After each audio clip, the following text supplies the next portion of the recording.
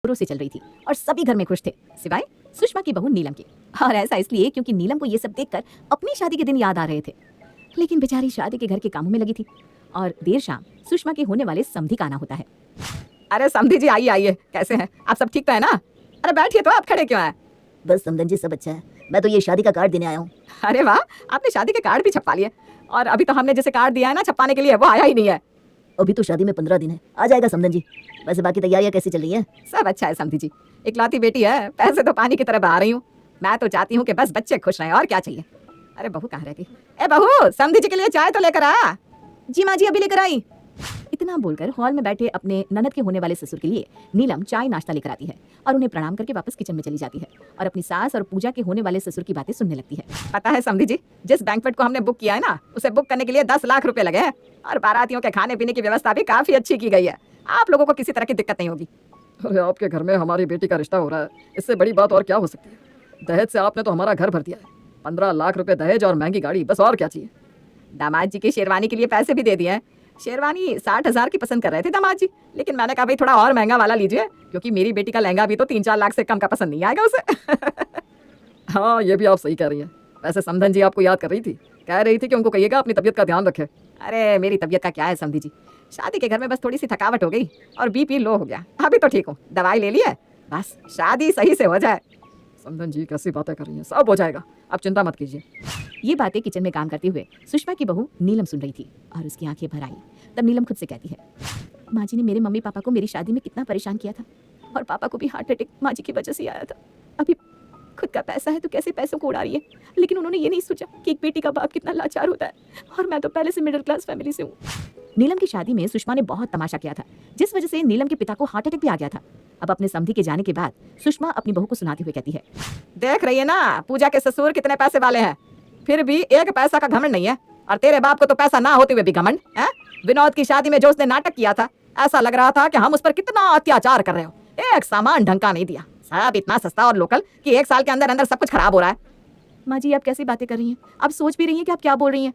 सास बहू बातें कर रही थी, तभी नीलम की ननद पूजा हॉल में आती है और सुषमा से कहती है, माँ सुनो ना, मैंने पार्लर बुक किया है, 50,000 मांग रही थी। मैंने कहा खुशी खुशी से ले लूं, लेकिन मेकअप ऐसा होना चाहिए कि बस दिल खुश हो जाए। माँ जी मुझे भी मेकअप करवाना है ननद जी की शादी में। अरे सही किया तूने पार्लर बुक करके। अरे ये नीलम के लिए कोई सस्ता सा पार्लर बता दे बेटा। माँ इन्हें मेकअप करके आने की क्या जरूरत है, जब ये घर का काम करेंगी इन्हें मेकअप करवाने की फुर्सत कहाँ से मिलेगी। हाँ बहू, क्या तो पूजा ठीक रही है, तुझे फुर्सत कहाँ मिलेगी मेकअप कराने की? तो बस नई सी साड़ी पहनकर शादी में शामिल हो जाइयो। हाँ भाभी कोई अच्छी सी साड़ी पहन लेना, वरना आप तो नौकरानी लगने वाली हो मेरे ससुराल वालों के सामने। क्यों माँ? इतना बोलकर दोनों माँ बेटी जोर जोर से हंसने लगते हैं। तभी सुषमा की पड़ोसन विमला आती है। आती ही सुषमा से कहती है, क्या बात है, दोनों माँ बेटी इतना ठहाका लगाकर हंस रही हो? अरे किसे कह रही है तू मेरी पड़ोसन होकर मेरी बुराई कर रही है, वो भी मेरे घर आकर। अरे अब मजाक भी नहीं कर सकती क्या? ए बहू जा तो 1 कप चाय बना कर ला। वैसे शादी की तैयारी कैसे चल रही है? अरे सब अच्छा है, अभी तो बहुत काम है, बस रोज रोज शॉपिंग चल रहा है, और फिर बिना सामान की इतनी लंबी लिस्ट है, हर दिन ये लाना है वो लाना है। ब्याह शादी का घर तो ऐसा ही होता है, कुछ ना कुछ लाते रहो फिर भी कुछ ना कुछ छूट ही जाता है। और हाँ, शादी का कार्ड आने दे, साथ में मोहल्ले में बांटने जाएंगे। कांता को बताना भी तो है, करोड़पति घर में बेटी की शादी कर रही हूँ मैं। अरे क्यों नहीं, उस कांता को तो जरूर बताएंगे हम। नीलम को उसकी सास नौकरानी से भी ज्यादा गिरा हुआ समझती थी।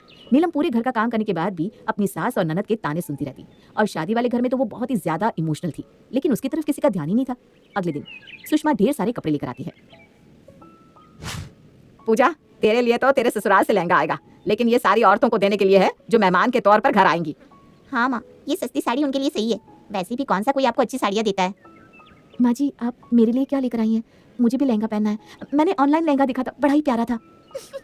ऑनलाइन लहंगा देखा था, पर आप ले नहीं सकती, क्योंकि आपके लिए भी माँ सस्ती सी अच्छी सी साड़ी लेकर आई है। अरे दे दो ना माँ। लेकिन मेरे पास तो ढेर सारी साड़ी है, मैं उन्हीं में से कोई पहन लूंगी। मुझे भी लहंगा चाहिए, आखिर मैं भी तो दुल्हन की भाभी हूँ। नहीं जी नहीं, बिल्कुल नहीं, मेरी भाभी कहलाने लायक आप में कोई गुण नहीं है, रहने दीजिए आप तो। माँ जी ये आप सही नहीं कर रही है, मुझे इस बात का बहुत दुख है कि मैं इस घर की बहू हूँ, लेकिन मुझे बहू जैसा दर्जा ही नहीं मिलता। कभी तेरे बाप ने तुझे बेटी जैसा दर्जा दिया है जो मैं तुझे अपनी बहू मान लूं? ये सुनकर नीलम की आंखें भर आती है। वो किचन में जाकर रोते हुए खुद से कहती है, गरीब होना कितना पाप है ना, गरीब लोगों की इज्जत ही नहीं होती, और अमीरों को हर कोई पूछता है। धीरे धीरे शादी का दिन नजदीक आ रहा था और सुषमा के घर में शादी की तैयारी जोरों पर थी। हर दिन सुषमा और पूजा सामान लेने जाया करती, लेकिन नीलम बेचारी घर में काम करके अपनी सास और ननद का इंतजार करती। और जब वो दोनों आते तो नीलम को कुछ भी नहीं दिखाते, ना बताते, और चाय नाश्ता बनवाकर खाकर आराम करते। माँ कल नीलम को लेकर मुझे बाजार जाना है, तो आप लोग खुद ही बाजार चले जाइएगा। अरे उसको लेकर कहाँ जाएगा, उसके लिए कपड़े लाकर मैंने रख दिया है। हाँ भैया, भाभी को लेकर कहीं जाने की जरूरत नहीं है। वो क्या है ना, अभी हमारी आधी शॉपिंग भी पूरी नहीं हुई। आप लोग सिर्फ अपने बारे में सोच रहे हो, क्या वो इस घर का हिस्सा नहीं है? अगर नहीं है तो मुझे ये भी बता दीजिए। आप माँ जी और ननद जी से क्यों बहस कर रहे हैं? मुझे कहीं नहीं जाना और मुझे कुछ चाहिए भी नहीं। अब करेगी ये सती सावित्री बनने का नाटक। अरे बहू, कितना नीचा गिरेगी तू, और चाहती क्या है, हैं? हम तुझे मारते हैं, पीटते हैं, खाने को नहीं देते हैं, या फिर तुझे कपड़े नहीं दे रहे? आखिर तूने विनोद के कान क्यों भर दिया? नीलम ने मेरे कोई कान नहीं भरे। मुझे दिखता नहीं है क्या आप दोनों उसके साथ कैसा व्यवहार कर रहे हो? शादी के घर में विनोद अपनी माँ और बहन से खूब लड़ता है, क्योंकि वो दोनों नीलम को हर बात पर ताना दे रहे थे और उसके लिए अब तक कुछ भी नहीं आया था। वहीं नीलम को अपने पति का सपोर्ट पाकर अच्छा लगता है, लेकिन सुषमा अंदर ही अंदर जल रही थी और वो नीलम को विनोद के जाने के बाद खूब खरी खोटी भी सुनाती है। अब अगली सुबह सुषमा नीलम से कहती है, कल तेरा पति कह रहा था ना कि तू इस घर का हिस्सा नहीं है, तो आज मैं तुझे इस घर का हिस्सा बनाती हूँ। देख, मुझे 20,000 की जरूरत है, अपने बाप को फोन लगा और उसे बोल कि मुझे 20,000 दे। माँ जी वो इतना पैसा कहाँ से लाएंगे? आप तो जानती है ना, हम मिडिल क्लास लोग। अब तक पिताजी मेरी शादी में लिए कर्ज को ही चुकता रहे हैं। देखा माँ, मैंने कहा था ना, पहले ही भाभी रोना चालू कर देगी। क्या अब तू अपनी सास की मदद नहीं करेगी, हैं? अब तू अपना बहू होने का फर्ज नहीं निभाएगी? कल तो तूने अपने पति के कान भरकर मुझे बहुत सुनवाया। अम्मी रहने दो ना, ये गरीब भिखारी लोग कहाँ से पैसे लाएंगे? देख लेना, शादी में अगर इनके घर से कोई भी आया ना तो 101 का लिफाफा लेकर आएगा। 101 भी ज्यादा बोल दिया मैंने। सुषमा और पूजा नीलम का खूब मजाक बनाते हैं। वहीं दूसरी तरफ विनोद नेहा को बाजार लेकर जाता है और महंगे से महंगा लहंगा दिलाकर लाता है। नीलम तो अपने पति को मना करती रहती है, लेकिन विनोद अपनी माँ से पैसा लेकर जाता है और नीलम के लिए अच्छा सा लहंगा लाता है। माँ देखो तो ये लहंगा कैसा है, अच्छा है ना? अरे वाह भैया, कितना सुंदर लहंगा है। कितने का लाए और किसके लिए? मुझे पता है, आप मेरे लिए लाए होंगे। देखो तो मुझ पर कितना सुंदर लग रहा है। अच्छा तो लग रहा है तुझ पर, लेकिन ये तेरे लिए नहीं, मेरी पत्नी नीलम के लिए है। क्यों नीलम? हाँ, बहुत महंगा लग रहा है। कितने का लेकर आया? और तेरे पास इतने पैसे आए कहाँ से? सुबह ही तो आपसे 25,000 मांग कर लेकर गया था ना, उसी का लेकर आया हूँ। लेकिन भैया, आपने तो कहा था कि वो आप हलवाई को देने जा रहे हैं, फिर अपनी भाभी के लिए इतना महंगा लहंगा खरीद लिया, और वो भी काम के पैसों से। तू 2-4 महीने पहले से अपनी शादी में सामान खरीद खरीद कर पैसे उड़ा रही है। तब तो किसी ने नहीं बोला कि इतने पैसे क्यों उड़ा रही है, और मैं अपनी पत्नी के लिए एक लहंगा क्या खरीद कर लाया? तो माँ बेटी को इतना बुरा लग रहा है? सच सच बता, खाने में क्या मिलाकर खिलाया है तुझे इसने, जो इसके गुणगान गाए जा रहा है? विनोद अपने कमरे में चला जाता है। विनोद के जाने के बाद फिर से सुषमा और पूजा दोनों ही नीलम को खूब सुनाते हैं, क्योंकि दोनों ही आदत से मजबूर थे। अब दूसरी तरफ सुषमा की समधी जी एक बार फिर उसके घर आते हैं। कैसी हैं समधन जी? 4 दिन बाद बच्चों की शादी है, मैं बिटिया के कपड़े देने आया हूँ। अरे आपने क्यों कष्ट किया, मुझे बोल दिया होता, मैं किसी को भिजवा देती यहाँ से। अरे नहीं, कष्ट की कोई बात नहीं है, ये तो मेरा फर्ज है और मैं अपना फर्ज निभा रहा हूँ और कुछ नहीं। पूजा के लिए लहंगा आ चुका था, शादी के लिए बैंक्वेट बुक हो चुका था, मेहमानों को कार्ड बांटे जा चुके थे, सब कुछ एकदम रेडी था। बस अब शादी वाले दिन का इंतजार था, जब दुल्हा घोड़ी चढ़कर आना था। नीलम ये सब देखकर भावुक तो थी, लेकिन वो दूसरी तरफ सबकी खुशी में खुश भी थी। अब शादी वाले दिन सुबह से घर में चहल पहल थी और सुषमा घर को सजवाने में लगी हुई थी। अरे भैया, ध्यान से फूल लगाइए और लाइट भी ना अच्छे से लगवा दीजिएगा। सुषमा, तेरा घर तो एकदम दुल्हन की तरह सजा हुआ है, बहुत अच्छा लग रहा है मुझे। अरे मेरी बेटी की जो शादी है, भला घर में रौनक कैसे ना हो, लेकिन कल ये रौनक घर से चली जाएगी, घर को सुना करके। तेरी बहू भी कम रौनक फैलाती है, घर में पूरा दिन चहल पहल मचा कर रखती है, इधर उधर काम करती नजर आती है बस। अब देर शाम सभी को बारात का इंतजार होता है। वहीं दूसरी तरफ पूजा दुल्हन बनी अपने कमरे में बैठी होती है और सभी पूजा को देखकर उसकी तारीफ कर रहे थे। तभी सुषमा आकर पूजा के कान में कुछ कहती है। माँ, मैंने भी रोहन को फोन लगाया था, लेकिन उसका फोन लग ही नहीं रहा, और उसके पापा को भी लगाया, उसके दोस्तों को भी लगाया, सबका फोन बंद जा रहा है, पता नहीं क्यों। मैं देखती हूँ, तू चिंता मत कर। ए नीलम, पूजा का ध्यान रख, मैं आती हूँ अभी। घर मेहमानों से भरा हुआ था, चारों तरफ रंग बिरंगी लाइट लगी हुई थी।